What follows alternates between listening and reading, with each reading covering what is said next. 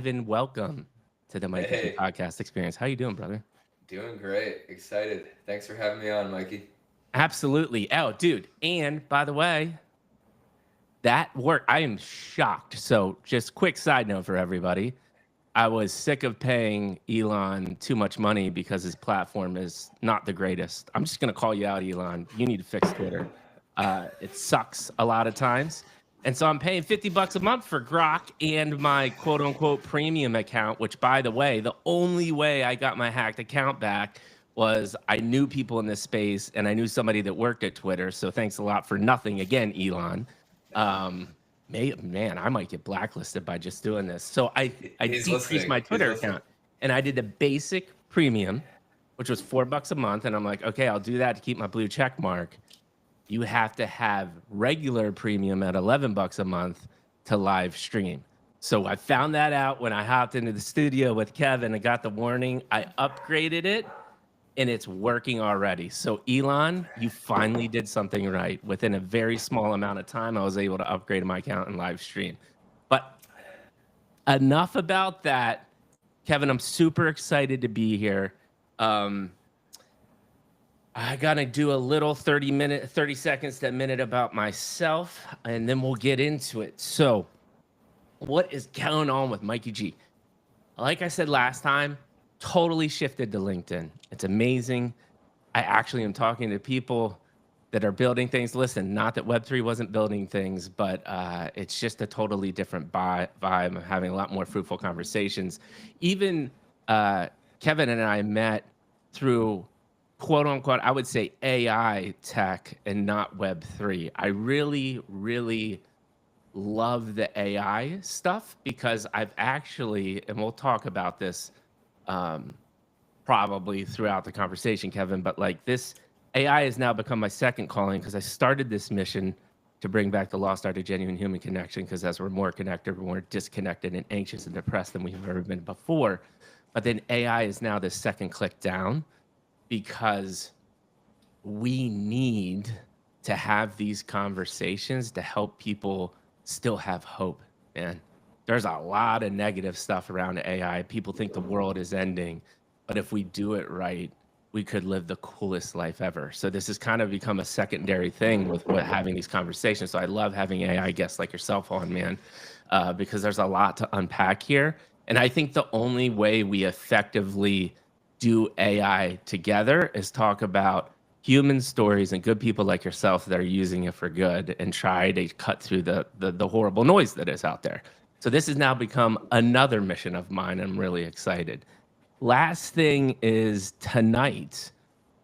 I think, well, it should be confirmed. I am going to still stay in Web3. So I'm on the, kind of an advisory board at OG Triple Media. This guy, B Rock, he's on my show. He's really trying to create a media company that is encompassing the degen vibey culture of Web3. There's no all Web3 crypto stuff is a lot of news. How can you make money? But the most magical part about Web3 is the community and the relationships that you build. So, how do we create a media entity around that to share that culture, the vibes, the everything that goes on there, the positive parts about it? And so, every Friday, we're doing a DGen hour space where we'll take Kevin, I'll invite you on probably in the future where we invite past founders from the podcast or past founders that we've worked with and just have meaningful conversations in a space format because most space formats, let's be honest, it's a little bit of circular nothingness, empty vaporware talk. And so we want to be able to bring experts in that are building stuff and talk about, hey, what is the impact of AI on wealth or the healthcare industry or how is this positively going to impact us? What are the things that can go wrong, but have meaningful conversations around it? That's enough about me. The rest is about my man, Kevin. And so we already had our intro. I don't think most people know this. I've said this a couple times, but my process is every founder that comes on here, we have a little intro call. And Kevin and I, we hit it off, man. We had it over an hour talk. We had a lot of life similarities. We talked about Delaware, which we'll talk about before. I met my wife at some bar, and he was like, absolutely know what you're talking about. So And we just are passionate about a lot of the similar things. But before that, we do a really quick, brief intro, and then we'll get into the questions. So systems engineer, has a bunch of startup experience, deep into the data analytics, enterprise SaaS stuff. He talked about that pretty deeply. And I remember when you were talking about this, Kevin, I'm thinking, I'm like, man, thank God for people like this that are passionate about data, because I could care less about it and it bores me to tears. Like, thank you, AI, for taking care of this stuff that I don't care about, so I can do the creativity, like dream in the clouds, because that's who I am. Also founded Agent Graph, another thing while we're here.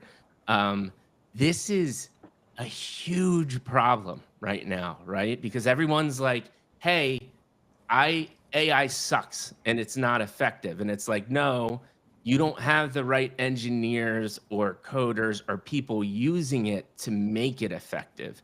And you've got these reports, like this MIT report that I'm sure you've heard about, that are like, oh, AI is super ineffective in enterprises. No one's seeing the returns. And I push back and say, hey, that's a bunch of BS. It's not working because you're not doing it effectively. Because, dude, Gemini 3, have you messed around with it yet? A little bit. It's insane, bro. It's insane what it's doing. Yeah. And in general, just large distributed systems, SaaS platforms, he's really, really deep into it. But this is the most important part. Fun little fact, Kevin apparently likes climbing and scaling mountains and mountain biking. Talk to me a little bit more about that. We always like to do the fun fact. I thought you were going to give me something like, I eat weird food, but you're like, no, I like to scale mountains. That's interesting to me. Yeah, I don't have that like weird nuanced fun fact that everyone remembers, but I mean, yeah, I fell in love with mountain biking. And I like climbing uphill. Most of the riders will ride the chair up and bomb it down and do that like 100 times all day. I'm the crazy person who just gets on the bike and starts climbing up and rides 20, 30 miles all day long. And yeah, it's your brain shuts off when you do that. Highly recommend anyone who hasn't gone mountain biking and is looking for something that you have to 1000% focus on. That's my thing. Dude, that's another way to get into the flow state. How about it, man? Yeah, exactly. You cannot think about anything else when you're up that high in a no fall zone. Right, exactly that too. And then there's probably something about that. There are actually there's a great book called The Power of Now by Eckhart Tolle, this guy, and he talks about this concept of why do people get addicted to extreme sports or like these like these very risky things. And he relates it exactly to what you're saying. It's really interesting, which is, and this whole book is about, is how important it is to be present, right? Because the only thing we have that's guaranteed right now is not even our next word, like this exact moment, right? That's right. And he's like, if you're doing mountain biking or surfing 100-foot wave, you have no choice but to be 1000% present, because if you're not, if the wrong decision will end that life. And so it almost forces you to be in this flow state. And it's so interesting that you say that, because that's just proof that the guy kind of knows what he's talking about. Yeah, I think there's something in our neurobiology, I think, that really needs that. And everyone needs some version of that. I think, back in the early civilization, you're always kind of in survival mode in a lot of different ways, and so that was kind of your natural way to get into that. I'm sure there were a lot of games and stuff then as well, but yeah, I think more and more people don't have something like that to do on a regular basis today, and whether it's like gaming or something physical, just having a way to get locked in. I think there's something about like gaming, yes, but I think there's something about in the elements as well too. Oh yeah, I'm all about, like, I'm not a big gamer. I'm all about getting in the elements. And but if if that's not your thing, there are a lot of ways to get into the flow state and get into that present state of mind. And I feel like that's kind of the neurological side of it. Oh yeah, dude, there's a whole science about it and ways to hack it by listening to music, doing breathing Yeah. exercises. Like there's tons of ways to get there for sure.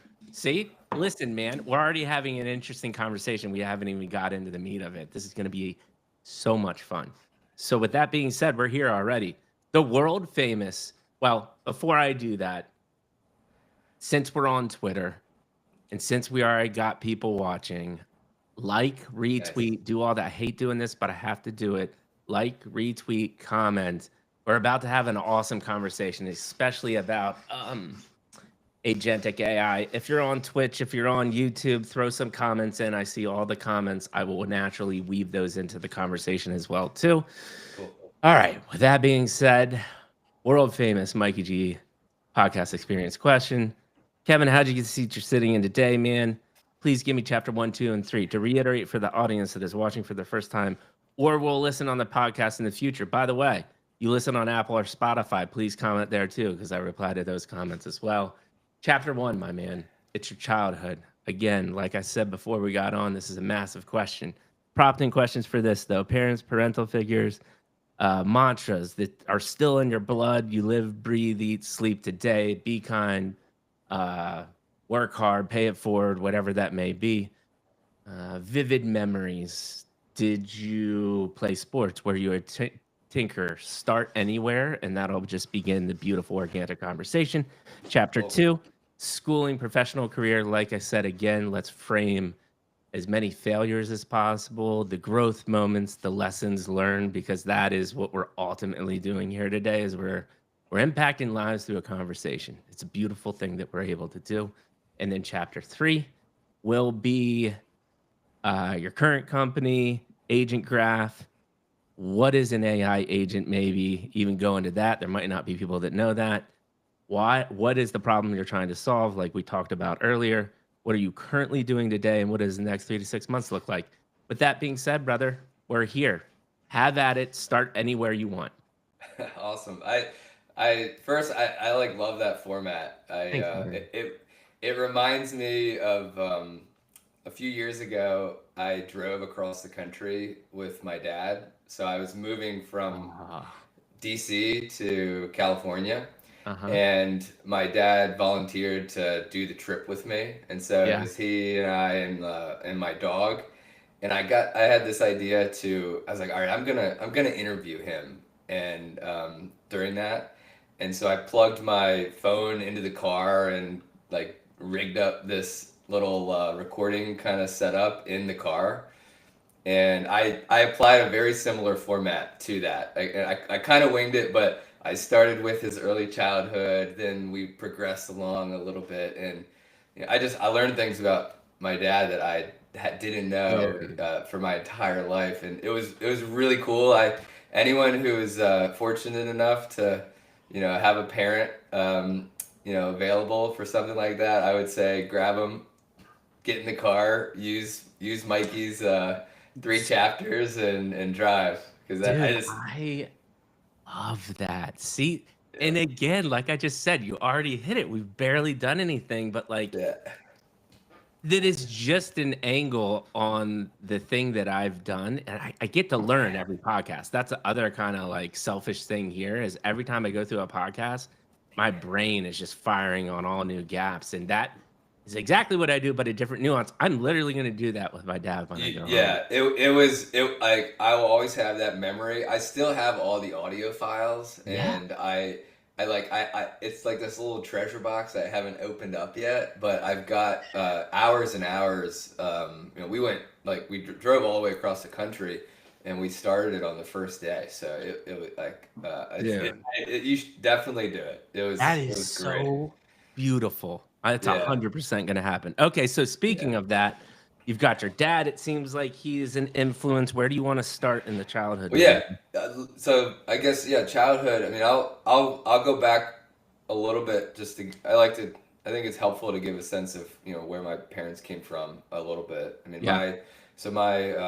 my mom, she grew up in Waynesburg, Pennsylvania, which is my God, dude, super small coal mining town in like south of Pittsburgh. Yep. And then my dad grew up in Wilmington, Delaware, and Yep. so they didn't meet until their late 20s, early 30s, and my mom kind of wanted to, get out of the small town, and she loved the beach, and so she just drove east, settled in Delaware, got a teaching job, and then my dad and her met in Dover, Delaware, and so that's where I was born. That's where I grew up. Wild. And yeah, my childhood was actually pretty great. Like I think I almost sometimes I feel like I pull on the hardships of my parents' childhood to kind of make it seem like I could somehow borrow some of that hardship because I didn't have a lot of hardship. Right. I was, yeah, a lot of people will do that. Like they grew up with a lot of opportunity, and so they'll reference the hardships of their parents and try to inherit that a little bit. I mean, I'm definitely one of them. My parents just created an amazing environment. All things considered. I'm one of three siblings, and I'm in the middle. I've got like kind of the middle child dynamic going on. Younger brother, older sister, and we're all very close in age. So we were all born within a 4-year window, and Like that what is that? The Irish Catholic baby thing is what they say. yeah, I think the Iron Irish out. twin. I Yeah. think the Irish twin is two babies within 12 months. So Yeah, something like that. we didn't quite hit that threshold. Right. Yeah, but we were all in we were all in high school at the same time. We all had overlapping friends and all that. So you already said a couple things. I'm gonna interject here too. So like, um, you're all really close, and like throw out the middle child syndrome, but it sounds like already that you came from like a pretty tight knit household. Yeah, I And you mean, have siblings close in age. Talk to me about the impact of that, right? Because what's interesting to me, and this comes up every podcast pretty much, is you find these entrepreneurs and founders that are really successful that come from extreme adversity, and then you find them like yourself and like me, like, yeah, my parents got divorced, but I lived like your prototypical white middle class suburbia upbringing, right? Talk to me about that experience and how important you think it is to like the foundation of you being a human being. sure. Yeah, I think growing up with siblings that are very close in age to you is a real gift. Like I I think about uh, we're all living in different places right now, and so when I reflect on when we were all under the same roof, Yeah, yeah. it just makes me think about how we're constantly shaping one another. Mm, And there's a quote that I like. It's uh, uh, it's something like it goes like just as iron sharpens iron, hmm. one man sharpens another. I think it's a proverb.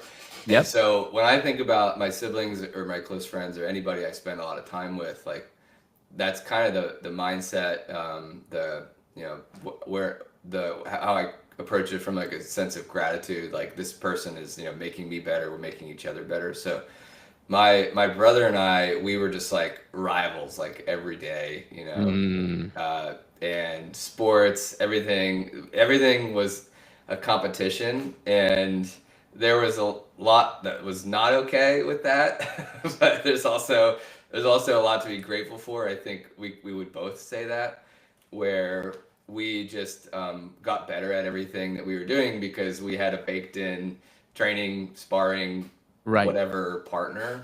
Right. Um, and that I think overflowed into everything in my life, whether it Yeah. be social stuff. We're having to do a lot of social stuff as siblings. We're competing as siblings. We're exploring the neighborhood as siblings. And then the other thing that you said, and then you can kind of progress on, which is interesting to me, is this comes up all the time too. If you don't have any thoughts, that's fine. But just adversity in general. That's such a broad topic, but I think it's super impactful. And you said something interesting. I actually haven't heard anybody take the take on this, which is I lived a pretty good childhood, so I absorbed some of my parents' stories of adversity um, into my mindset. Talk to me just about adversity in general, and as you're reflecting back, how important that is, or your concept of it, or your thoughts around this topic. Yeah, I think I my so my dad, his upbringing was really hard. Yeah, I never we never really built out any tie into his side of the family. yeah. He lost his father, and my grandfather he served in World War II, Wow. and way that he served was he drove the ambulance on the like front lines, Wow. and so you know, you can imagine this type of stuff he saw. Right. Um, and when the war ended, it was great and wonderful, but he came back with a lot of stuff, Yep. including alcoholism. Um, Hmm. and so that just like that like that's had a rippling effect, and so that and then my dad was 18. My dad was 18 when he lost his father, Wow. and it was all kind of wrapped up in that. And Yo, then dude. the childhood was also very wrapped up in that. Yeah. And, Yeah. and so like that, that's like an environment that you know you don't want any kid to grow up in, Right. and I certainly didn't grow up in. Yeah. But when I do think about adversity and hardship, I reflect on that when I think about other people, just who I Hmm. meet, who Hmm. had a different starting point Hmm. than I had. I Hmm. will think about that Hmm. as like, and then it's also very hopeful because he, in a lot of ways, made it work. Yeah. He's like a really bright guy. He was able to get access to scholarships and financial aid in a way that got him through law school and put him in a position where he could he's a cycle breaker. He's still carrying a lot of stuff, but he's a cycle Yeah. breaker. Same here, Um, man. Same yeah. here. And So yeah. so this is really interesting because one of the main wares I was gonna going on this is um, how you frame it, right? And this conversation usually goes in the path of like, do you need adversity to do great things or have these realizations and aha moments? Mm, What I heard you say that I don't again have never heard anybody say, and if you have any reflections or thoughts on this, is you somehow used other people's adversity um, in their past lives to almost be grateful and have some gratitude about why your position it like that you're in a good position, and you're using these adverse stories as grace and gratitude, um opposed to going through like the extreme alcoholic childhood, right?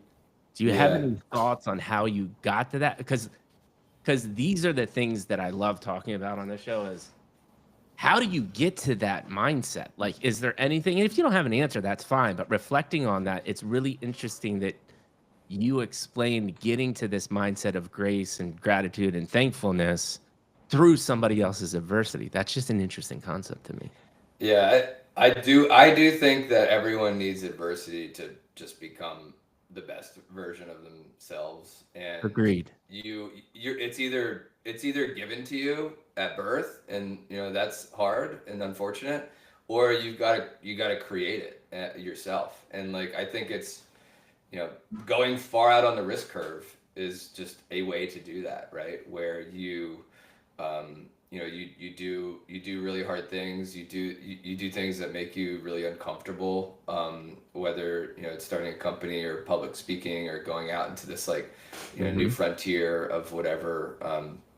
You've got someone who grew up with you see someone who grew up with in a very wealthy family, taking that wealth and going out and charting a expedition to the North Pole, right? It's like, what is that, right? Right. That Right. that is somebody that is somebody taking what they were born with and creating adversity to try and push the boundary for themselves. And like, Mm-hmm. so I do think that we all need that to be our best self, and so it's a silver lining if if you're motivated and your starting line is different than someone else's.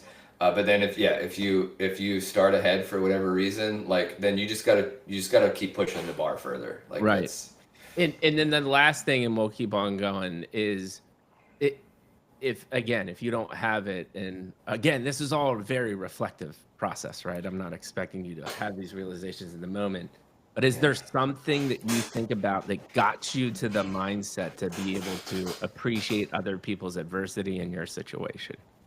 Because I think that's an important, that is something people need to understand. So for instance, to frame it up for you, and I'll give you a little more time to think about it.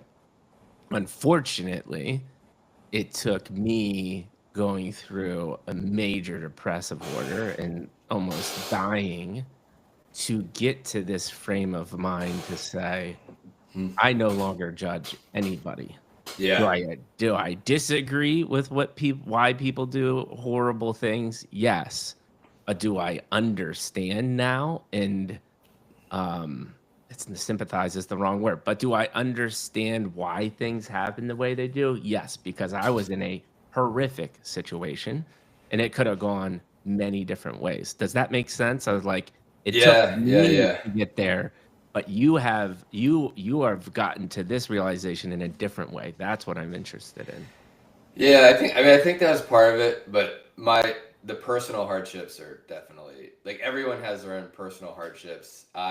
In my childhood, it was not a straight line. Like Right, right, there were several moments when the conversation was like, he's not gonna make it. Like right, he's making every bad decision he possibly can, right, and this trajectory is just not gonna right. go in the right way. Like Yeah, um I had like I had gifts in that I was good at math in school and sports and things that was great. But then in terms of how I was using those gifts, it just looked like I was just careless and throwing them away. So like that, I screwed up a lot. I don't want to get into all the details yeah. No, no, of no, no those, details, please. but Like, yeah, I guess the point is, like, yes, I took inspiration from the adversity of those around me. yeah. But then yes, there's a lot of And stuff yeah, and there I think too. that's what we're getting there too is, I think the crux of what we're getting at here is I love your insight on you can actually understand other people's adversity and maybe decrease the amount of brutal adversity you personally have to go through to get to this Yeah, mindset of grace that's and gratitude. Like that's what we're really talking about. that's a That skill. that is what interests me, That's and a that is a skill. skill. Yeah, Uh, that is a skill. Like being able to take advice from other people, being able to get feedback, being able to see stuff that other people go through and try to incorporate that. Like that is a skill. yeah, It yeah, is, and it's a skill that builds over time. And it's like a 16-year-old is less likely to have that skill honed in yeah, than 30-year-old, and yep. it's yeah. Yeah, and I think that's just another theme that comes up time and time again is like I think people listen to these conversations and they're like, if I do X, I'll be able to understand and do what Mikey and Kevin are talking about with this understanding adversity. And it's like, no, like this is a learned practice over a long period of time. Most Yeah. of everything that we talk about. All right, dude, we got deep already. It was a beautiful conversation, but these are really important topics.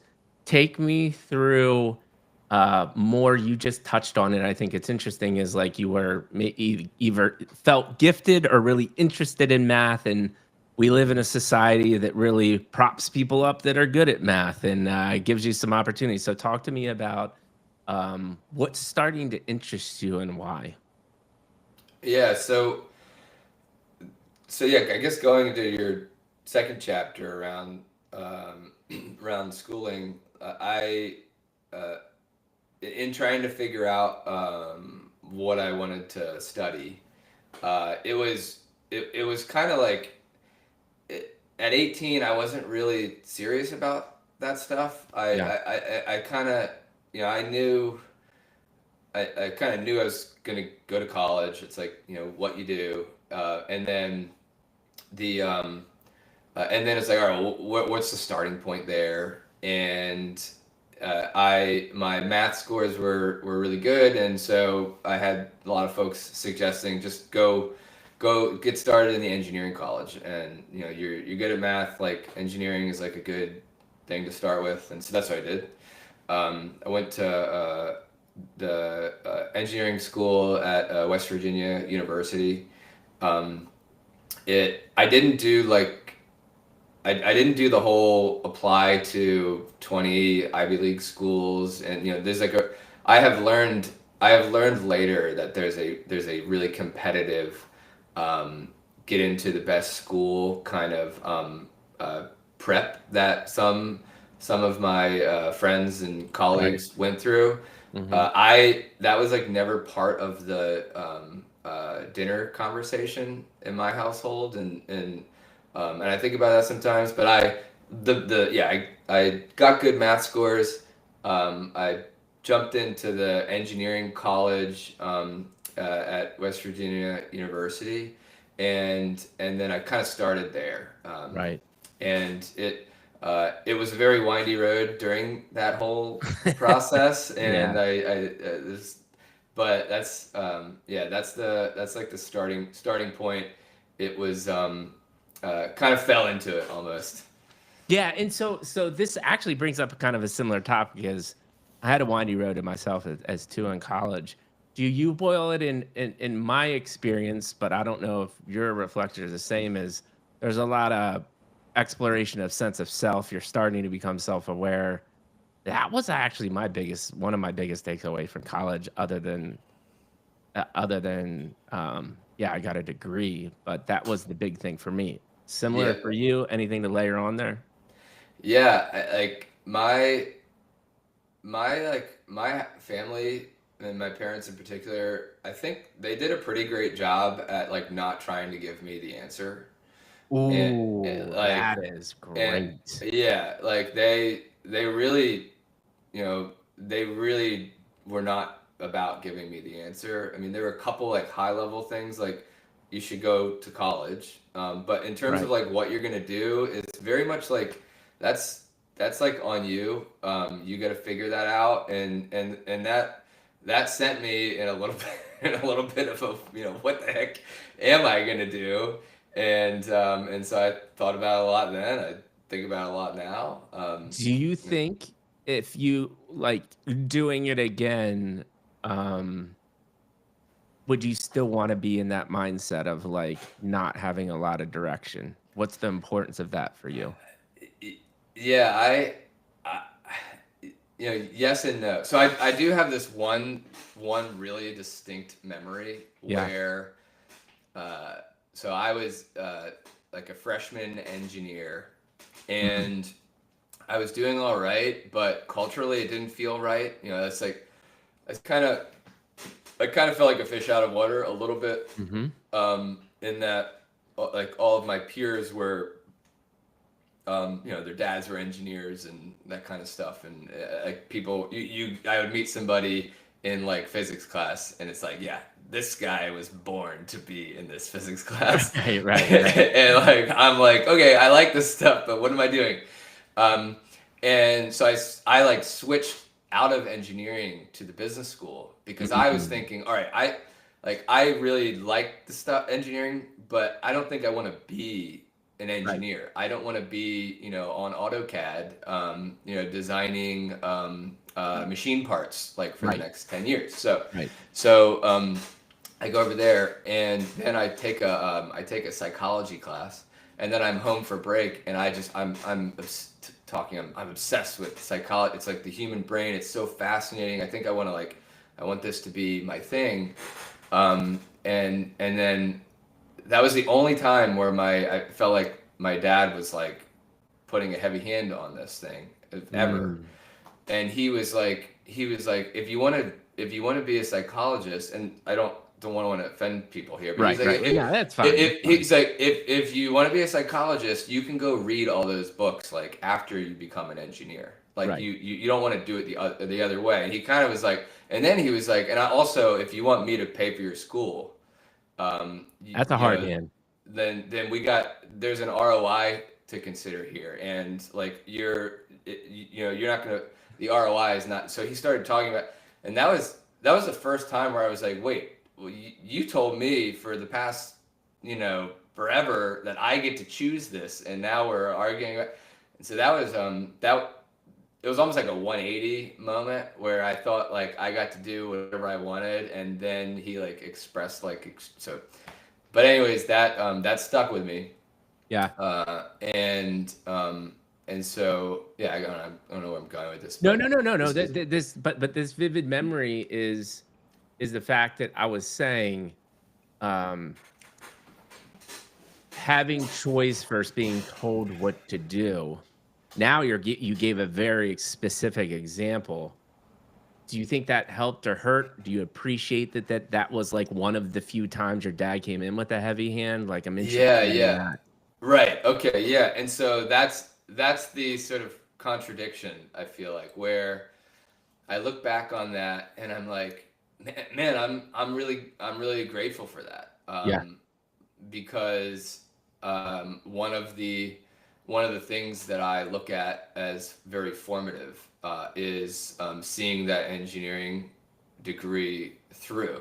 Because I actually, after doing finance for a bit, I was getting like straight A's, and I was like, what am I doing here? And then I ended up going back and boomeranging back, and I felt like that that conversation paired with some other thoughts, sort of put me back on the right track, I would say. And so it's, on the one hand, I'm like, wow, I'm really glad that it was very open-ended and I got to pick my own path along the way and make those mistakes. But then I'm also very grateful that like he didn't like sugarcoat kind of the way that he was feeling about that decision at that time. Yeah.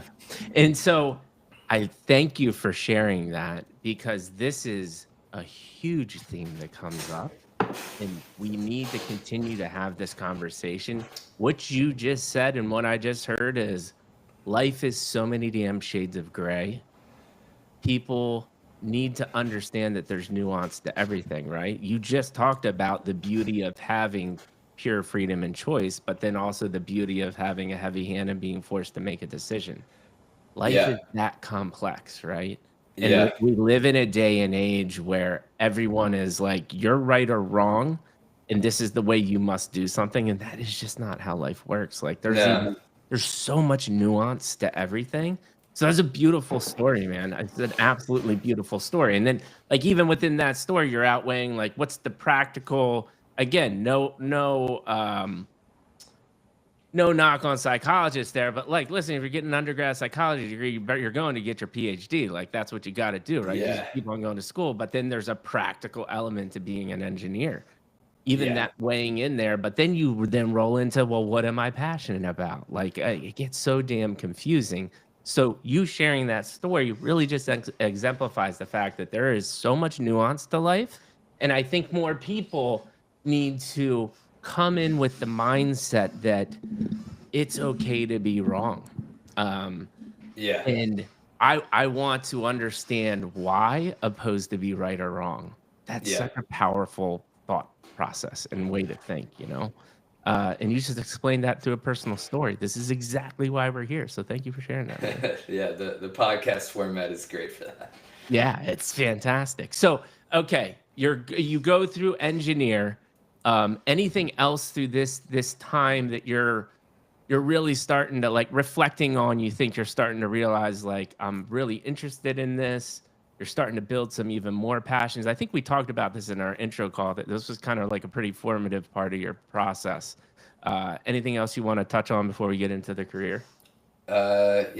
I mean, I just got into my groove after that. Yeah. I think I would mention Dr. Jack Bird as someone who also helped me get back into the engineering college. I went into his office and sat down with him and just started talking. And I shared with him that I think I think I made a mistake like switching over to finance, but I don't really know what to do. And literally, I stood up and I was like, all right, thanks for talking to me. I just needed to talk that through. And then he said, hold on, and here, take this. And I'm like, what is this? And he said, this is your these are all the classes that you're going to take next semester, and I need you to take them over to the business school and give them this, and just let them know that you're like leaving that school and you're transferring into here. And I was like, did not think that that's what we were talking about. He was just like listening to me talk as he wrote down my future for me. Yeah. And then he just hands me this sheet of paper and I'm like, wait, am I actually doing this? And so I just, yeah, and this is a guy who, man, he's in it. He's in his 80s now, and thousands of students have had a similar experience with him, and he just kind of like he saw me tripping over my decisions a little bit, and he's like, here, go do this. I'll see you next semester. And then I just took that piece of paper, and I was just like, yeah, like I now we're doing it. And I was like 85% there, and he just like shoved me. See, and look, now we're back to how important it is to have something to chase after, and mission and vision and purpose, almost in a sense, right? Because he just laid it out for you, whereas Yeah. that's the complete opposite of having the freedom. And beautiful, man, beautiful. And I think that comes to maybe this is the beginning of a mentor convert. Like, would you consider this kind of like almost your first mentor experience, and when it comes to that type of stuff? Yeah, I think I've had a lot of those, and Yeah. he was at that stage in life. He was one of them. Yeah, That's amazing, dude. All right, so let's keep on going. yeah, Beautiful story. What's next? yeah. What's next? Okay, so systems engineering is like kind of the jack of all trades of engineering, which I liked. It's if you're a chemi or a mechie or one of those, you're you're on a path. Like you're gonna go build airplanes or engines, or deal with chemicals. Systems engineering is a lot more of a generalist kind of mindset, and so there are a few different paths you could go on. Like one is a solution engineer kind of track, where you actually kind of dive into all the technical components of a given product and help that business sell that product. And Right. that could be anything from manufacturing setting to a software setting. And then the other is like technology consultants, and this big world of like working for the big four, getting a job at like a Deloitte or a McKinsey or BCG or whatever. And then a lot of other students in that would go get their MBAs. It's like just like an immediate next step. And so I was evaluating all those kind of options. And then I ended up taking the consulting route, and so I went to Deloitte Consulting, and I joined the systems integration practice there, and that's where I launched my career, and that was an incredible experience for me for a lot of reasons. I mean, the culture there. I met a lot of really close friends I started with a group of like 75, you know, had just graduated, and everyone came from all the top schools. I realized when I got there that I kind of like ran through the door while it was closing a little bit, because the Deloitte wasn't really recruiting out of my program for very long. And when I Mm. got there, I was surrounded by folks who went to like all these Ivy League Yeah. schools, Yeah. and and that was like a moment where I was like, wow, I like, these guys are so bright. They've come from all these different places, and schools that I didn't even think about even applying to or think. And so that I had imposter syndrome Oh for yeah. Oh like yeah. pretty bad for a couple years there. Reflecting Um, back on that though, and again, not at the time you're probably like, but do you think what was the benefit of that? Because I've heard of a lot of people in that situation, right? We're talking, I mean, WVU is still a good school, but it's, when you're talking about Harvard and Stanford and all these other things, like yeah, it's thinking not in the about a conversation. Yeah. kid that has what they have to do to try to get into Harvard is insane. Do Yeah. you think that subconsciously had an effect, that a situation and environment? Yeah, yeah. That was hard, just because like the acceptance rate at WVU is like super high. It's like not, the Right. engineering college is a lot more selective and all these things, but yeah, you just ask yourself the question, like, did I like do I deserve to be here? Uh-huh. Is my path like an adequate path, like to be here? And What did you that's learn from that experience though then? Like feeling like a fish out of water? Like what do you think reflecting back you learned from that experience? never, just don't feel that. Don't just Yeah. like like that's like a bad feeling. Like don't ever let yourself feel that. Essentially, it's like it's destructive. Yeah. Because So you made it, right? Like you yeah, it's kept your just job, like you thrived, you learned, yeah, you met friends. it's just like keep building and keep looking forward and keep, owning, your own future, and not, because all that, anytime you find yourself having that kind of a thought, like you're breaking stuff down, you're not building things up. Yeah. And so that's, I think I think a lot of people run into it, but the advice Oh, to everybody does. myself, I feel, yeah, everybody kind of at some point in their life, or and also I think there's a really positive spin on it, which is, if you're feeling like that, that means you are pushing yourself. That means you Ooh, I like are, that. like, if I you're like not that. feeling like that, if you look around and you're like, I'm the smartest guy here, and like I'm running this show and everything's easy, and I don't feel like that ever, then you probably, you've probably been hanging out a little too long, and you're Oh, yeah. not pushing yourself And enough. that's So such a hard lesson to do because our brains are wired for comfort, right? But yeah, um it's funny. I already see a meme of our faces and it just says imposter syndrome. Don't feel it, but wait, feel it. Like it's like yeah, yeah, repetition. You yeah, want to yeah. feel it, but don't feel it, right? Right. Yes. Uh Yeah. Another contradiction. right. But beautiful insight though. Okay, so you're in Deloitte, you're starting to get your feet wet. I see that Deloitte Bain experience. Like now I Yeah. know you've got all these shows out there that are all about these consulting experiences. They kind of a lot of times they vilify it, right? Oh That yeah. just does not seem attractive to me, but you had a good experience.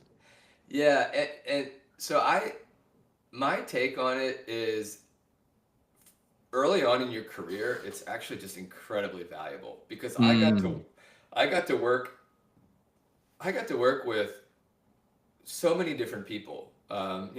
Maybe over 4 years, like around 10 different clients, different industries, different Fortune 500s. My peer group, you get thrown on different projects with different people. You have to learn how to gel and like figure out what the problem is and work on it.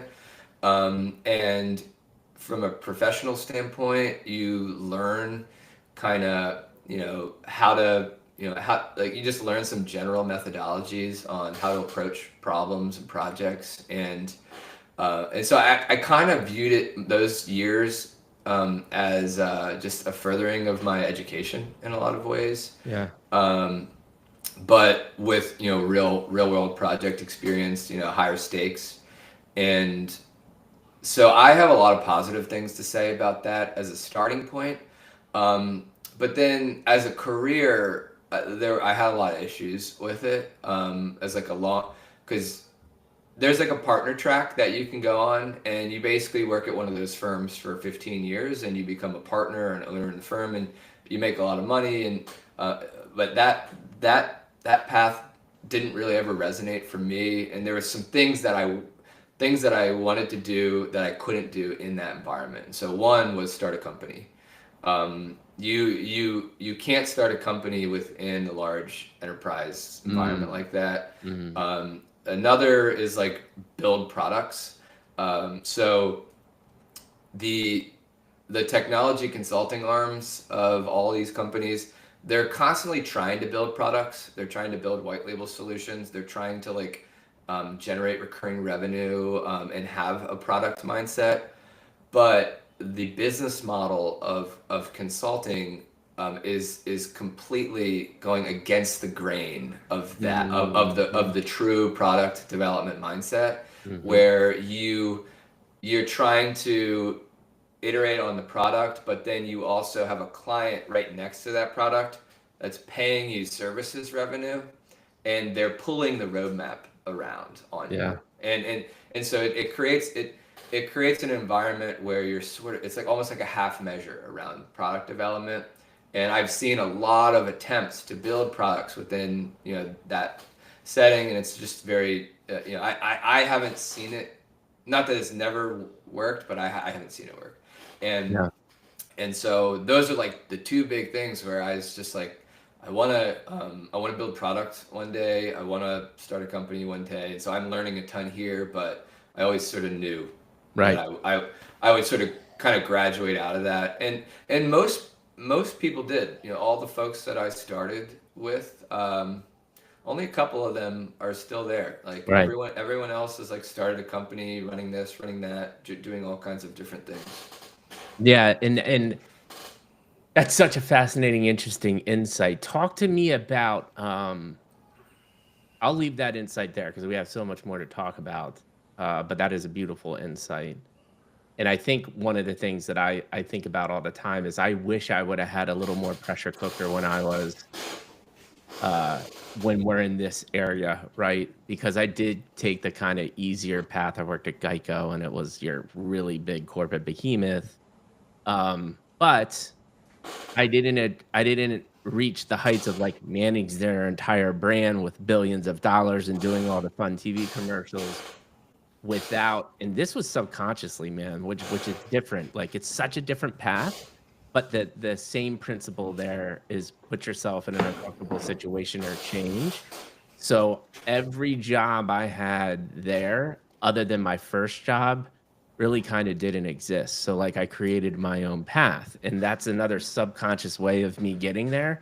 But if I look back, I don't really think like I planned that out, right? There was just this primal instinct in my body knowing I needed to change or I was going to start dying. Yeah. But what I'm getting at is you're learning the skill set that like entrepreneurship it's a grind. It's hard. It takes a lot. And you're kind of in this pressure cooker environment, what helps prep you for that next phase. Before we get to more entrepreneurship, I was really fascinated by your thought process and the concept of the evolution of data.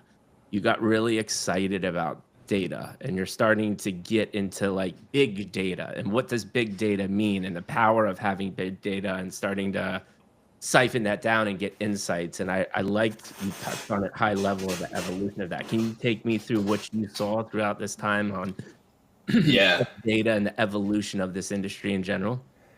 Yeah. So this was like 2013.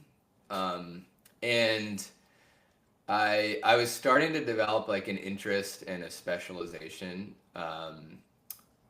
while I was at Deloitte, and around that time, one of the really exciting fields was data analytics, and we would call it predictive analytics, advanced analytics, big data analytics, all Yeah. kinds of buzzwords flying Yeah. around. Yeah.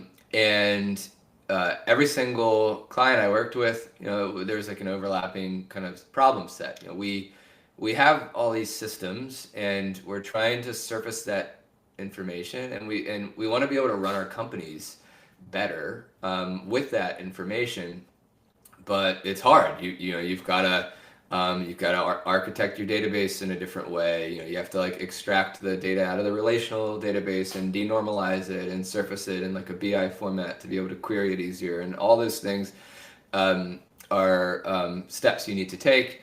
And there's like a maturity model where you've got your foundations, and then you slowly work your way up to having advanced analytics use cases. And so that I just thought that was so fundamental. Like when you look at the relationship between data and information, and then your understanding of your world environment, and then the actions that you take in reaction to that understanding, that is just such a fundamental building block to the entire kind of system of running a business or Yep.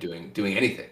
Yep. And so that I really got drawn into that as like a core foundational thing that I wanted to learn more about and get good at. It also was like really fun because I worked in a data visualization studio, and we had a ton of fun in there. Like we had multidisciplinary teams, and it was really unique what we were doing. We had graphic designers, we had full stack developers, we had data scientists that were using R and other statistical software to write like advanced models. And then we had, like kind of, people like me who would sort of be the lead consultant, kind of helping piece this multidisciplinary team together and do rapid prototypes with Fortune 500 companies. Right. And that I just really loved doing that. And we used a couple core pieces of software there. One of them was Tableau. Tableau was a really hot product at the time. It was the first time ever you could, as an individual analyst, index a bunch of data locally on your laptop, and then drag and drop and really easily build high quality data visualizations. And we were like the best in the world at like using that software and doing that. And so we built this whole studio model around it. And that was like really fun, meaningful work. We would do these like art of the possible sessions where we would get a bunch of the business leaders kind of in a big conference room, and we would do what's called graphic facilitation. And we had a methodology within that studio where we would have a 3-hour kind of conversation with all of the business leaders, and we would break it. We would talk about their data foundations and all the data information that they have and they have access to, but Right. they don't, but they're not using it, right? They're like, it's just like sitting there, right? And then we would map out their systems architecture a little bit. Then we would get into all right, what are the most important, questions that you're trying to answer that you can't right now? Because every business leader was facing that same problem. Right. I've got all these questions and I can't get a damn answer. And then I send the questions over to my data team, and they're like, great, we're going to work on that answer. We'll get it to you in the next 2 months. And so things were just moving slow then. Yeah. And we had a faster approach. And so that like whole world was just really, really exciting to me. I read this book called The Big Data Revolution during that time. And it's there's a lot of great books coming out around this topic then. This one was there was like one like salient point that I took away, which was the option value of the data. Like what like you because at that time you had all of the hyperscalers with their application layers like growing, and you had all the Fortune 500s collecting all kinds of data, and then there's like, and then it was like, what are you collecting it all for? Because it kind of felt like it was just sitting there, Yeah. It's still, and by the way, it's I work for big enterprises now. It's still happening today. yeah, and so It's like amazing the amount of data that we have, and it, but not only that. Then talk. I would love your insights on this. The amount of interpretation now of this data, of what to yeah do it in like very strong opinions. But if you get nuanced with data, there's again back to this theme that we were talking about. There's so many different ways to cut this stuff. yeah And so you can really argue anything if you take the data and put it into your agenda. So like, how do you deal with that? yeah it's the just the sheer volume of it is insane. Yeah. The and then there's this framework around all the V's, like it's like volume, velocity, veracity. I think there's a bunch of V's, Right. and that helps you have a framework around like just like the data exhaust that's being produced. Yeah. And then yeah, you got to think about it in all kinds of different ways. Like high velocity data is maybe like like a payments platform that has like boom boom boom boom boom, and like it's a more of a time series that you have to like kind of think about. Okay. And so they're just you can if you think about it like an ocean, you've got like fast moving water, you've got like deep, more static water, and like the way the software that you write to manage it and Dude, that's use a it is just really different. good analogy. I love that. But then this rolls into the power of AI, right? And Yes, it AI is really. incredible with large data sets and finding patterns, right? Yeah, and like when you think about the option value of data is like this big question, we're just collecting and storing it and paying like our electricity bills, like what are we gonna do? And over the past 10 years, then all of a sudden, I think when large language models came out, that was basically like the singular answer. It's like this is like kind of like what you're gonna do. Like you're going to use all of that data in a training pipeline, and then when it comes out as a model, then you're actually able to greatly expand the utilization of that Right, data. right, right. And then that's a multimodal kind of framework, right? Where Yes. the first iteration was like open internet data and chat, but then there's like several additional iterations that are in progress right now that will incrementally improve the sort of multimodal agentic user experience. Ooh, click down on that to me because I think most people don't know this stuff. The best click down is talking about voice, I think, Ooh, because like, and I like voice because it's more of a step function change between like 3 years ago and today.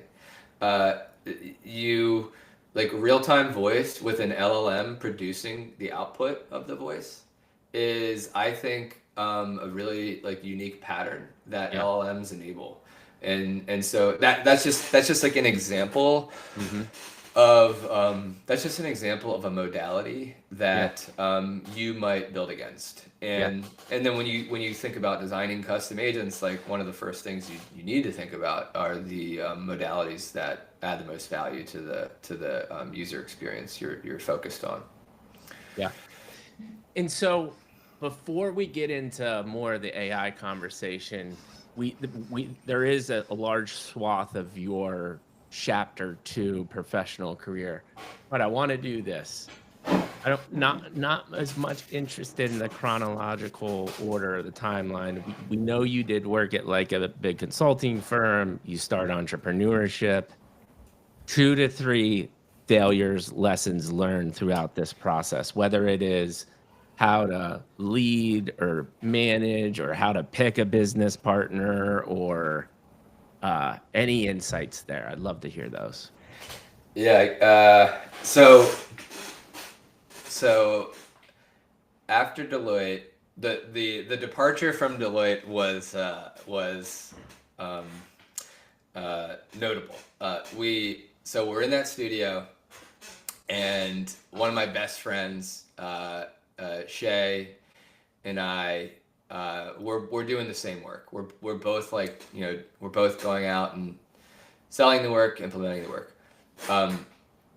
And we were also roommates at the time in Washington, D.C. And we got this bug that we were going to start our own business. Basically we were going to start our own studio. And we like got a whiteboard and we like glued it on my bedroom wall, and like we kind of, and Love he it. and I we would we would just map it all out and like what's our plan and everything. We kept working on it, and we both put our notice in on the same day, sent out our goodbye email to everyone we'd ever worked with there, and then we moved up to Boston. Packed our bags, moved up to Boston. The reason why we moved up to Boston is like we actually didn't have any clients, so we left our job without clients, and so that was notable. And we lived in his parents' basement in Boston, and we were like, all right, we're gonna bootstrap this thing. And his parents had a lot of business connections up there, and we were like, that's our initial pipeline. We're gonna start there. We're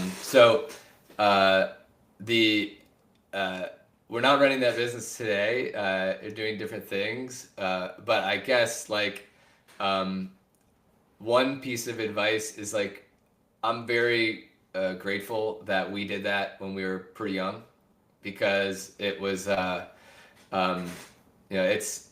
it gets harder and harder, I think, to do that type of thing. And so 100%. just like doing it when you're young is helpful, because you can fail like a little bit more often and learn stuff, so we did that. Now from a co-founder level, we had a really interesting relationship. Like we weren't we thought we were complementary, but then over time there was some aspects where we were kind of like not as complementary. Like on some level we both kind of like, we were kind of like co-CEOs, like a little bit. And then we also were like, we're both doing a lot of the business development and the implementation. So the Venn diagram of our working relationship was a certain makeup. Yeah. And we learned about that like as we went. That that's, I think, one piece of advice is just to like think about how complementary you are, and like there's no right answer here. But like the Steve Jobs Wozniak duo is like just like a great example of this, where you have a guy who's doing maybe like vision fundraising, like just like undoubtedly like the CEO of the company, and then you have another who is just really just loves building the technology, like working with the and so that's like a famous example of being complementary. 100%. So I'm interested in, this comes up all the time, by the way, the complementary stuff you can't have even in relationships, by the way, too. Like that's like the personal relationships. It's not like, I think some of the people I know that have had the most like brutal breakup divorces is because they married like their best friend. right? And Right. then like the similar type people, and it just seems to never end well. Question, but in your specifics, so like I'd love to hear. This is more of a tangible example because I do like the practical wisdom too. Is like I would love to hear you break down your skill set and then with your experience say, well, then what would you look for in a co-founder in a hypothetical situation? Yeah, yeah. So my skill set, I guess I'm definitely a hybrid of business and technology. I've done, you know, I can sell the vision, and I can deliver that the pitch and sell the vision and kind of, you know, articulate uh, the future that we see, what we want to change, what we want to build. Um, and I do a lot of, you know, I could do a lot of the business development and partnerships, and product, you know, product development. The I've I've been able to upskill myself quite a lot on the software engineering aspects, but you know, I am humbly not a software engineer, and I've Mhm. worked with incredible software engineers over my entire career. Right. I know who they are, I know what they're good at, and that's, you know, not what I'm good at. Agentic coding has helped me, you know, in a lot of ways, but I've always kind of recognized, you know, what a really good technical architect, you know, looks like. And so, yeah, when I think about a co-founder and the complementary components, you know, it's a lot, I feel like it's a lot more obvious to me now than it used to be, where, you know, it's going to be like a sort of like a chief AI officer, or, you know, CTO, you know, architect. I think in the context of the agentic web and scaling, you know, the AI layer, like the chief, you know, AI officer, you know, Right. who has full stack experience to some degree is like Yep. helpful kind of mix up. But then, yeah, and then also just being able to share the same vision, you know, is Mhm. super important. Like I think that's when you look at the Venn diagram, you know, you want to have complementary skill sets, but then you want that overlapping piece to be on vision where, you know, like, And yeah, and do you um when I so how when you say vision, how important it is there's kind of like a philosophical vision and the vision of like what you're trying to do with the company, right? And yeah. philosophical to me is like paramount. Like, what are you trying to ultimately do? Impact humanity in a positive way, or whatever it may be. I'm assuming that's part of that equation too, or what are your thoughts on that? Yeah, I think connecting what you're doing to a higher purpose is pretty critical. It's also like really challenging. I mean, Yes.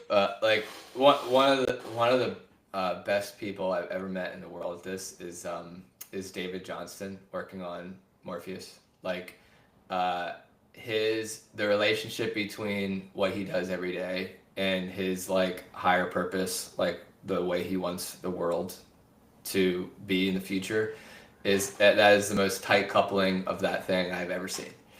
Um, and and then just like to reflect on that, like I think it matters a ton. Like I Yeah. think if you look at, you know, some of the best successes in the world, there's always like a practical, like we can build a really profitable, successful company here, but we're also like enabling something for humanity, society that's like pushing everyone forward. Um, and yeah, I think that's the greatest entrepreneurs of our time are doing that, and they're balancing that well. Yeah. Absolutely, man. Dude, beautiful conversation. Let's start pivoting into AI. What got you jazzed up about it? And then what really ultimately drove you to build Agent Graph? Yeah, my so my ChatGPT moment. I was working at Strangelove Labs, and we had an awesome engineering team there, and we were like a venture studio, and we were working with Seed Stage founders to launch L1s, and that I was there when ChatGPT came out, and within our internal Slack, in the engineering Slack, everyone was throwing around like how how good it was at coding, and they were prompting it to write some basic programs, and as like a pair programmer kind of a model, and that was just like absolutely insane. It was like a massive step function. It kind of felt like magic. And so that kind of just started my journey of really trying to push the boundaries of those tools and using them in my everyday life and all of that. The In between then and now, I worked at Edge and Node, which is the lab that works on the graph. And the graph is a decentralized indexing protocol. And so there's definitely an overlap there between distributed systems and data and analytics. And there was also a research team focused on using that decentralized infrastructure for AI, and that work is still ongoing. And so it was all kind of happening, and I was like very close to it in a couple different ways. I really wanted to get like the more and more I dove in, the more and more convinced I became that this is like a paradigm. This is a paradigm shift for the way that users interact, with machines. Essentially, that is like as big as the paradigm shift of Bitcoin and money, and financial services, and I just like kind of kept getting like drawn to that. I flew out to Brussels 2 summers ago, and with the sole purpose of going to all of the kind of AI events. Through the graph, I had gotten exposure to decentralized AI, and it's such a cool intersection from training all the way up to stack, to see what folks are doing there and how they're pushing that side of AI forward. What do And you mean yeah, about that? Again, I think there'll be some people that listen to this. So like what pushing decentralized AI forward, and just a little click down or insight into that. yeah, I think there's a legitimate concern that there's a legitimate concern that the feedback loop around AI as a whole will lead to a highly centralized kind of AI layer on top of the existing internet. So if you look at how the internet started, and like where it started and where it is now, you've got it started with like more of a peer-to-peer kind of open distributed system of web pages and projects, and then it consolidated into a small set of use cases that became the Mag 7 and sort of made up the majority of all internet traffic. And then the incentives between users and those businesses kind of started to change and get a little perverse, and it's clickbait, engagement, advertising models, all of these things that make a really good profitable business, but like are not human centered in a lot of ways. So like that, I think there's like a big philosophy there. And then everyone working on decentralized AI is kind of trying to be the counterbalance to those natural tendencies to have a sort of centralized kind of stack, and then the real challenge and kind of conundrum is around the relationship between data and quality. So like the more data you have, the more reinforcement learning hooks you have, the more abilities to kind of like suck in all the data and improve the model output. Like there's a case to be made that like that that may lead to a better product, and in my, I feel like the better products typically win. Like people do not use the inferior product, by and large, and yeah, so yeah, but like it matters, and it's like super important. So Yeah, these are the things that like the technical people are thinking about, which other people aren't. And what's crazy to me, and talk to me about this, and then we'll get to Agent Graph, I promise. By the way, do you have a hard stop? No, I'm Okay. good. Yeah. Yeah, I have a hard stop in another half hour, so I definitely want to get your Okay. company and stuff too. What is your thought on the fact, like, me and you are in it, we love it. We just talked about a very nuanced thing, and there's thousands of these things to think about to do this right. What are your thoughts on the majority of the population that is not even using ChatGPT, right? Like that has like, what do you do with that mindset of a person, and how do you think this unfolds? Yeah, it's sometimes we forget how early we are because it's just such a big part of our lives and workflows now. It's good to just remind. It's a great reminder that there are so many people. I mean, I think that it's the fastest growing product in all human history. So 100%. it's definitely like there are definitely more people using it than not, at least in my community now. The degree at which they're using it is an interesting So thing. yeah, maybe not using it. The person that is just using ChatGPT to make a better AI email, right? Right. Or Yeah. using it as Google. Yeah. Like what happens to that person? What is your advice or insights there? Yeah, I think it'll follow a similar adoption curve in that you've got your early adopters, and then you've got that the whole curve. I think it'll look very similar. I mean, my advice to everybody is that this is different than any other like kind of technology. It it is it's like intelligence as a service. It's really really powerful. If you are curious and you want to build things, you can get answers and build things and iterate faster than ever before by orders of magnitude greater. So like I think my advice to everybody, I'll meet with CEOs of companies that are asking me about AI, and also just meet with friends who ask me about it.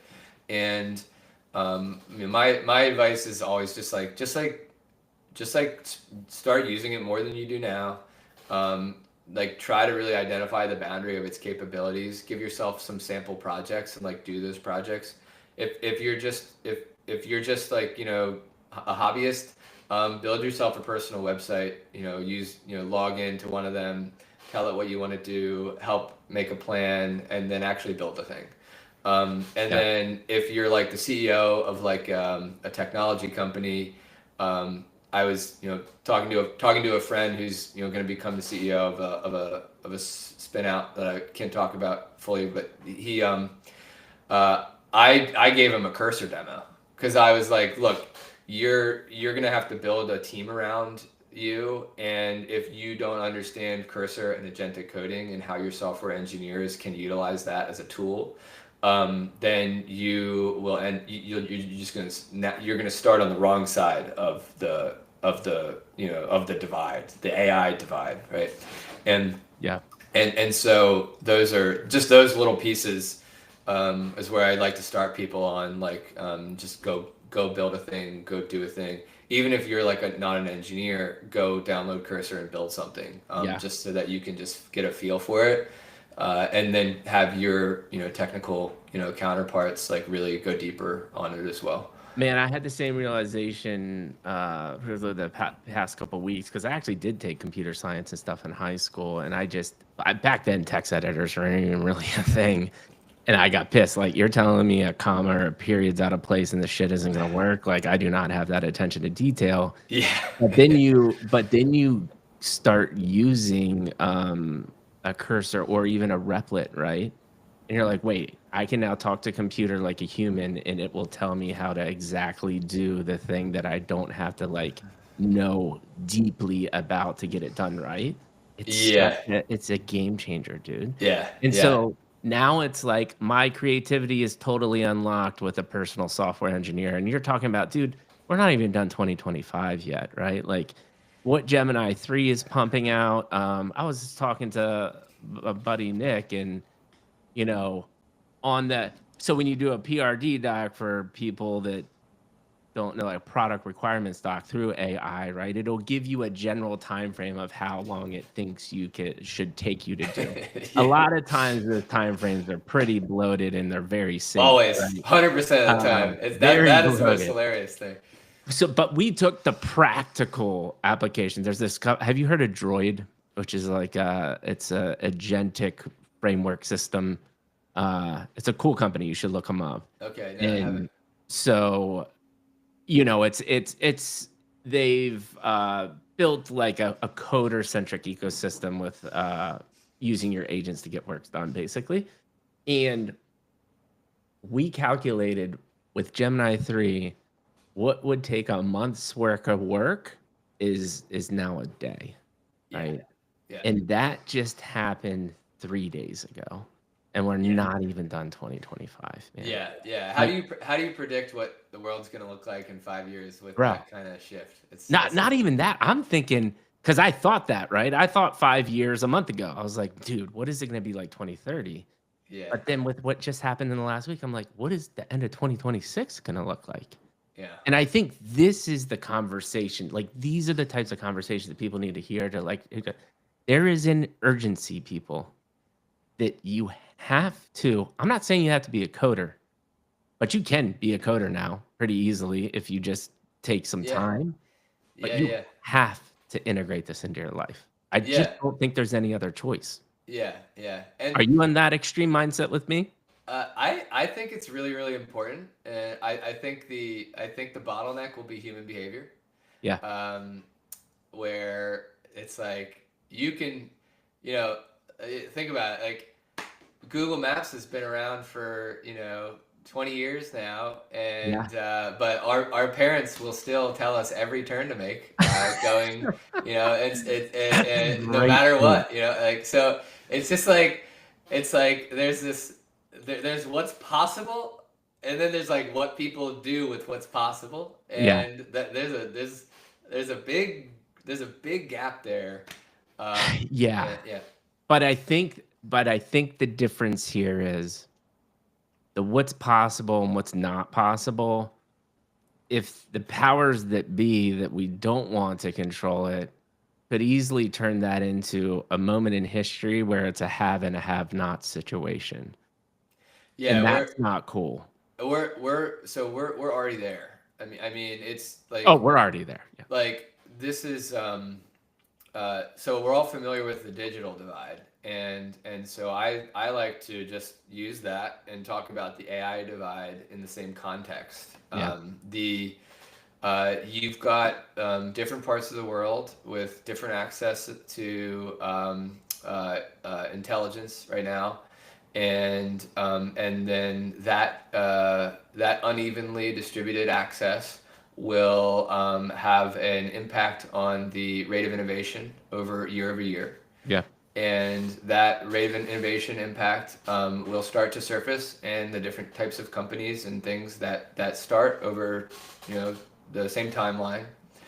And so in some ways, the decentralized AI projects, should be really focused on that. I think it's like that is that I think in a lot of ways that is the market, where you're opening up access to the world in a way that enables us to move forward at the same clip of innovation, and it's because you have you're going to have these $3 trillion spent in the last 4 years, and all those data centers are located in the markets that have the money to Yeah. spend and Yeah. pay back the cost of those data centers. The sequencing of the build out is already, kind of along that same divide. Right, it's And happening.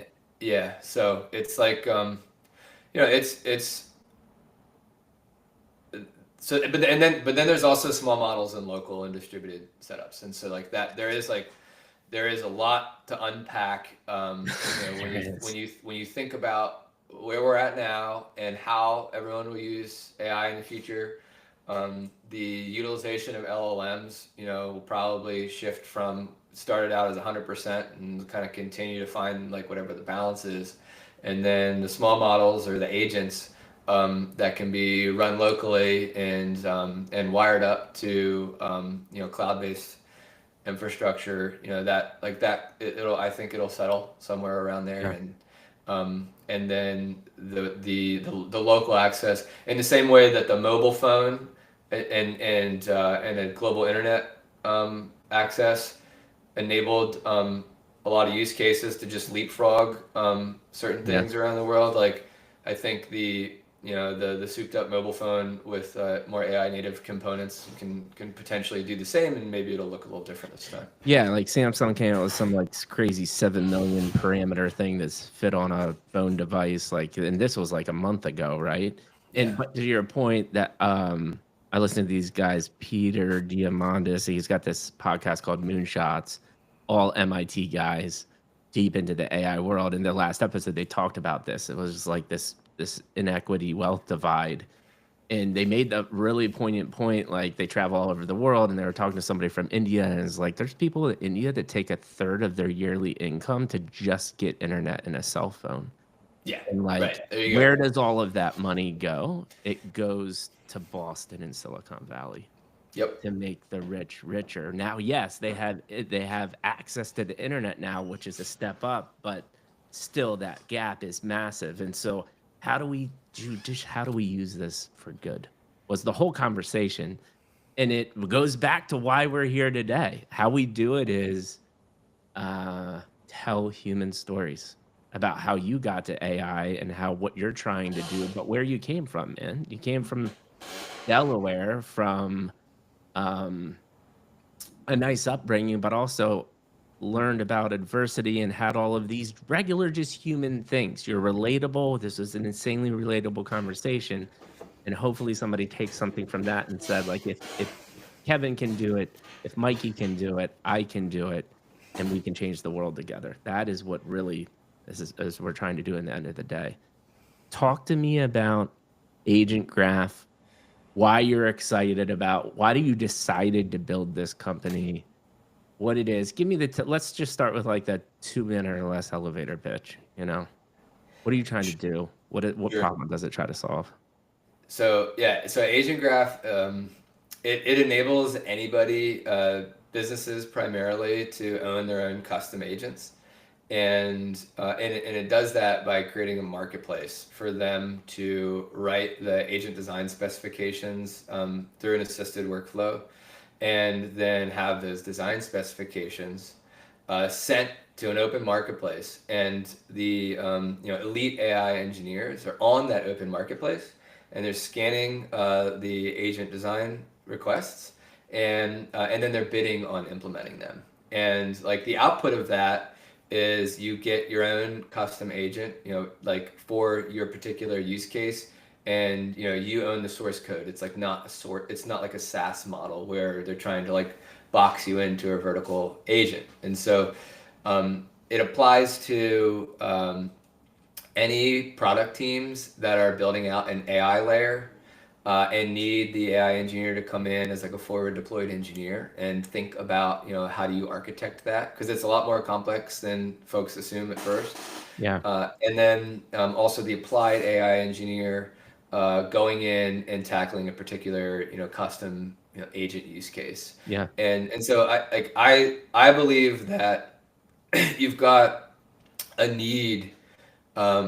The AI engineer is like an essential part of all of this, yeah, and so Agent Graph is really just like focused on connecting those AI engineers to the use cases that need them, and then allowing this kind of new type of team to form around building out the agentic web. Yeah. And like, yeah, that is where we're going to add value to a lot of businesses. And what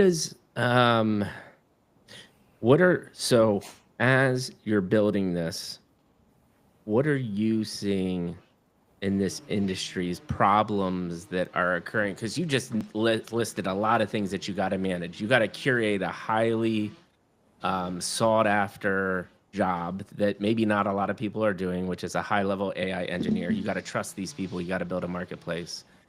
Then you got to interact with CEOs and companies and convince them that they should be building these AI agents. What are the things that you're struggling with right now? Insights gained trying to build a company in this, and on top of it, it's moving in at light speed, right? So what are the Yeah. things that you deal with? I'm really interested in that. Yeah, like, so depending on the CEO side, you have a varying degrees of understanding of what an AI agent is and how it can be applied to a particular product stack or the like how a business operates. And so there's a big kind of education component right now around like why do you care, and also like what is it. So I'll have a lot of those conversations right now just to help think about changing user expectations, the different modalities that work right now and the ones that don't work right now, and then where to start and how to do that right. Um, there are some foundational components of custom agents that are overlooked as they get kind of jumped in with traditional software. So agents are non-deterministic, and that means that in order to get anything into production, you need to have a way to evaluate that non-determinism, and it's a little more it's more qualitative than quantitative. So you need to have an approach, both like a method, but also like the infrastructure to do agent specific evaluation and benchmarking. And so like that's like one example, that I'll get into as well. And these are all the things that need to get pulled forward in the design cycle to actually get those agents into production and actually have them improve over time. And Right. my take on that is the way to do that is to work with AI engineers. Do not grab the guy next to you and say build me this customer support agent or whatever, Oh, and because they will build you something, but the most essential parts to get that thing to scale will not be there, and they won't even be in the design spec. So that's like kind of, the solution I'm offering yeah. is, a little more education and then the right person that will continue that education and build things up the right way. What can you list one or two things that are like the biggest gaps from not having a solutions or AI architect engineer for picking that guy next to you? Is it the um, feedback loop? Is it the guardrails you put into AI? Is it the type of LLM you're using? What are the common ones that you see come up? I mean, you named a few, and like the more I get into it, the more I'm convinced that you need AI engineers on your team. So like the just going through them all, like, yeah, which modalities matter for the use case and which ones work. Memory architecture, how do you design the working memory, the temporal memory, context engineering, model selection and cost optimization around model selection, the evaluation, benchmarking, observability, guardrails. Like these are just like there is just a litany of really critical things that do not come up in building deterministic software applications. Yeah. And And so explain deterministic to me because I am not so familiar with like the actual software bears stuff. What does that actually mean in that world? it just means that like you write the code and then the inputs and the outputs are always the same. So you write a software application to log in the user. Okay, every time the user enters their username and password, if the password is correct, they are logged in. If the password is incorrect, they are not. 100% deterministic. When you get into a conversational AI agent or a workflow that has reasoning components to it, where it will go on path A or B based on a more kind of fluid set of information, then you're starting to build things that are non-deterministic. And like human work is non-deterministic. You're making judgment calls all the time. Yes, and that is the nuance there. Thank you for explaining. I thought that's what you meant, but I just wanted to clarify Sure. for the audience and myself, to be honest. I think one of the best things anybody can do is ask questions. Hence, another reason why I love doing what I'm doing. By the way, my shower's leaking, and the guys here are like drilling to the wall. Can you hear that? A little bit. It's fine. I'm gonna mute. I'll mute myself in between, Yeah. but we'll clean that up post. Okay, beautiful, beautiful conversation. The other thing that I really am interested in, and then we're gonna have to start wrapping it up though, is I think the CEO side of, because there are people that are deep into it. I feel like you're already connected to a network to start having the conversations to find the top systems engineers. I know there's an education component to the CEOs, but what I'm interested in the CEO conversation, because I think this is important, is what is their general sentiment, or what is the biggest questions or themes that come out of these CEO conversations? I'm interested in that.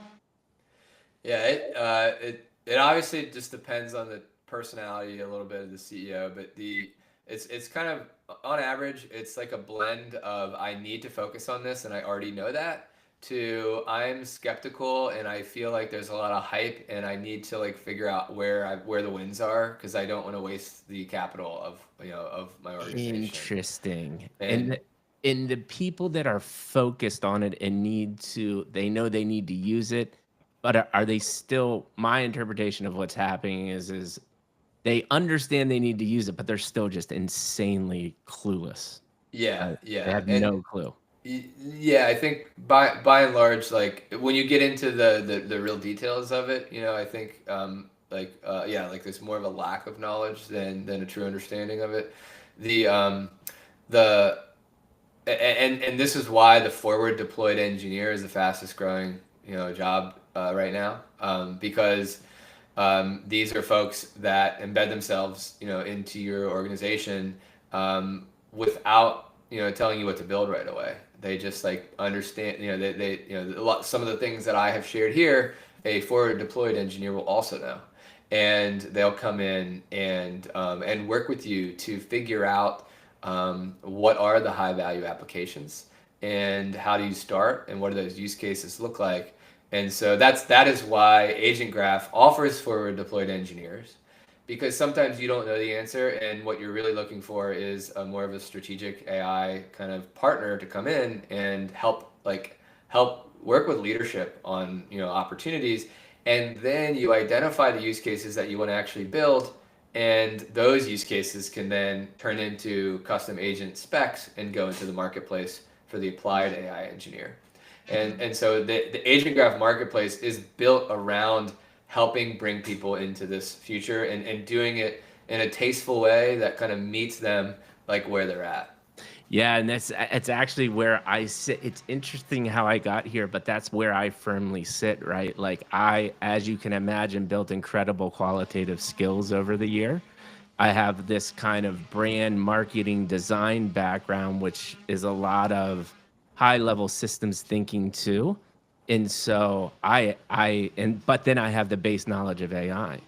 And so I'm able to go in and have meaningful conversations, but then also observe what's the need. So, like for instance, in call centers, right? Everyone's immediately like, "I want to replace the sales agent," but it's like, no, that's a very complex thing, and we're still not there yet. Yeah. But how can you do simple customer service processes that happen over time, but then also can use some logic in there because there's maybe, let's say, 5 outcomes opposed to 150. Let's build something for that, right? And so Yeah. taking that data and understanding those systems is a huge skill set, and I'm quickly realizing like, oh, I fit perfectly in this, and this is awesome. Yeah. And it's good to hear you say that that is a need because I love it, man. I love doing it. Yeah. It's everyone's on the AI maturity curve right now, and you got to think there's personal productivity. Software engineers using Cursor, and then there's like AI transformation in like the business context, and those are Yep. two different things. And so it's like in recent history, consumer technology has been driving business technology, and so like everyone in the company is already maybe using Cursor and ChatGPT or whatever, and then the AI transformation will follow that as user expectations change, and the more sort of intuition around what's possible kind of starts to get baked. Awesome. Dude, so beautiful conversation. I mean, we've talked about life, love, pursuit of happiness, agents, and data, and all of the things in between. Tell me what the next 3 to 6 months look like for you. What are you excited about? What are you concentrating on? I'll ask one last question, kind of do my recap of thoughts that I have, and we'll call it a day, brother. Yeah, and so full launch is going to be in like early next year, sometime around Q1. That's when the marketplace will exit closed beta and kind of be ready for scale. We're in closed beta right now with buyer profiles, getting custom agents developed, AI engineers working on them, and doing sort of the end-to-end motions around the marketplace. So that is like a really huge milestone. I am laser focused on, and yeah, I mean that's it. I'm focused on that. I got one thing.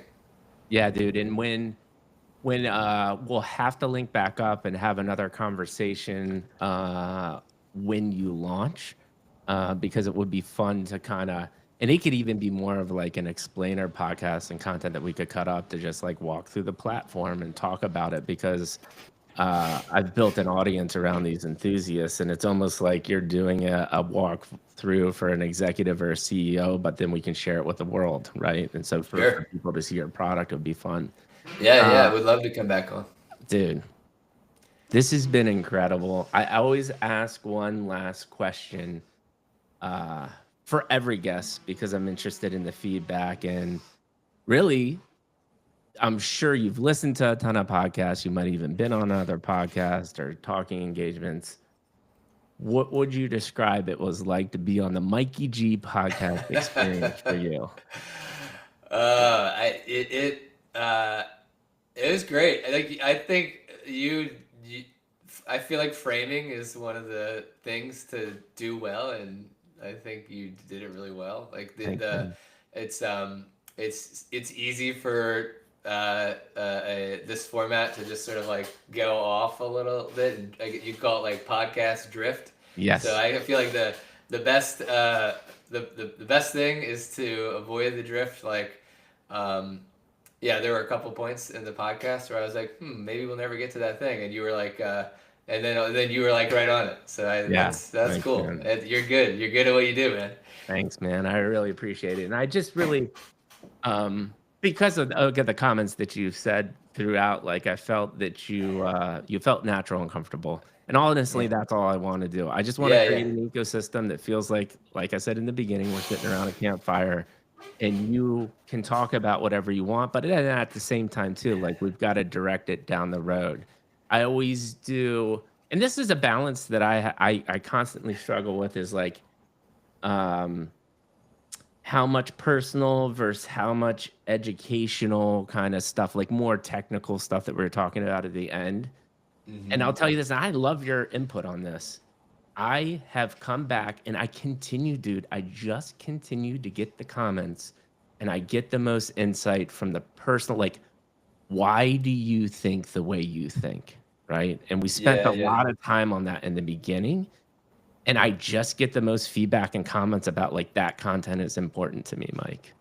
Are yeah, your yeah. thoughts? Do you agree I with that? Disagree? full agree. Full Yeah. agree. I think the the reason why we all love podcasts so much is because they create the opportunity for things like that, like the nuance, the getting to know the person, the complete unscripted nature of it. I mean, that like people need authenticity in their lives, and like media in general, um, in all formats is a Yeah. production of sorts, and that will always probably be true. But when it comes to being like the most authentic version of media, like podcasts are it, and then you have and then getting to know the actual people who are like in the podcast is, I think that's what brings people more into it. So yeah, It's a perfect I think segue. Well, I appreciate it, man. And that's the yeah, feedback I get. And I'm just going to keep on living into this thing. yeah. And it's a perfect segue into the fact of you, man. I don't always say this, but I felt today, you were, I really like this. I've been saying this saying more recently, and I read it from, Brene Brown. Do you know who she is? She's No. this world-renowned psychologist from Texas, and she has look at my little man. He just joined in the background. Love that guy. Hey, Uh, dude. name's Ollie, little golden doodle. Vulnerability is courage, man. That's one of the biggest ways that you can say, "Hey, I am a courageous human being." You did that today. You even shared some like intimate stories about your parents, what the things that stood out to me. Well, one, thank you for being vulnerable. Thank you for being courageous. Anybody that comes on this podcast, I think it still blows me away that people are for. I mean, what do we talk? We talked for an hour, and then you came on here and kind of like give me a pretty deep dive of your life, and we were able to do that. And it still blows me away that people are open to do that. But that also that is one of the main things that gives me hope about the future, is because we can have such a short conversation. Then you can get on here live on a mic and just do what you did. Like, that's courage, man, and I appreciate that. That has not lost on me at all. Nice. Um, Yeah. Thank you so much for that. Dude, and even just like one of the biggest takeaways is going to sound kind of stupid, but was just your angle on how you Mikey G podcasted your dad across the country. That is such a beautiful insight, and I'm Yeah. going to do that with my dad. And Yeah. even if Yeah. one person does that from this conversation, we have Yeah. made an impact. I know we've already made an impact because of the many things that you said. I loved the conversation about the nuance of being able to be free, and then your dad, hard hand, you better go get your damn engineering degree too, which is Yeah. just this framework of the nuance of life too. There's so many grays. Uh, the Bain conversation, well, I'll just call it Bain. That whole consulting conversations, the nuances there too. But then when we got into the AI stuff, I appreciate your answering, my stupid questions about some of the software stuff. But I think, again, and we talked about this in our intro call, is I think you did a good job of kind of, when we started talking about AI, dumbing down what is actually happening, because that I think is important for most of the people. Because I think we get stuck in these microcosms, man. We're all hanging out with guys that are super jazzed about it and are like in all of these coding and using agentic models all day long. Yeah. But that is, I mean, what do you think about that percentage, right? Like this 0.001% of people that are on, that even like live in this country, that have access to the right people that are talking about this stuff. It really is our job to simplify it and let people know what is happening. And you Yeah. helped do that today, brother. Yeah, yeah. Well, yeah. Thank you. I appreciate that, and I'm right there with you. I hope somebody grabs one of their parents and does a little road podcast. That'd be great for anybody. I'd love to hear if anyone actually does it. Yeah, dude. And you started that. I mean, that was a banger right out of the gate. You dropped that bomb. Like, we were like 10 minutes in, you're already dropping bombs. Yeah. So many. And I will, like, I don't think I told you yet, but this will go up on Spotify. It'll go up on Apple. I'll do a real long recap tweet. We'll do a bunch of LinkedIn content of just little passages. And we have so many that'll be pulled from this that'll make amazing content. Of course, I'll give you a shout out and Agent Graph a shout out. And It's the beginning of a friendship, brother. I appreciate your time so much. I know you're incredibly Likewise. busy. You just gave me an hour and 54 minutes of your life. That is not lost on me. And with that being said, Mikey G and my man Kevin